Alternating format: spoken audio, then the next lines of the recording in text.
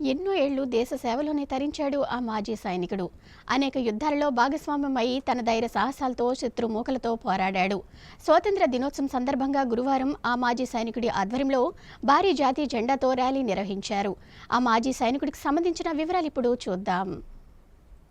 విజయనగరం జిల్లా సంతకవటి మండలం వాసుదేవపట్నం గ్రామంలో మాజీ సైనికుడు పప్పల రామకృష్ణ నాయుడు యుద్ధరంగంలోనే కాకుండా గ్రామ అభివృద్ధికి తన వంతు సహాయం చేస్తూ పిల్లలలో పెద్దలలో దేశభక్తి పెంపొందిస్తున్నారు. కార్గిల్, నాసిక్, అరుణాచల్ తదితర అనేక యుద్ధాలలో తన యొక్క ధైర్య సాహసాలు చూపిస్తూ 2013లో పదవీ విరమణ చేశారు. అప్పటి నుంచి గ్రామంలోని సుమారు 180 మంది యువతకు కారు నడపడంలో ఉచిత శిక్షణ అందించారు. అదేవిధంగా దేశ రక్షణ రంగంలో చేరాలనుకునే యువతకు ఉచితంగా శిక్షణ అందిస్తూ దేశభక్తి చాటుకున్నారు. 78వ స్వాతంత్ర దినోత్సవం సందర్భంగా 220 అడుగుల జాతీయ జెండాను తయారు చేయించి విద్యార్థులతో కలిసి గ్రామ వీధుల్లో జాతీయ జెండాతో జాతీయ గీతాలను ఆలపిస్తూ ప్రదర్శన చేయించారు.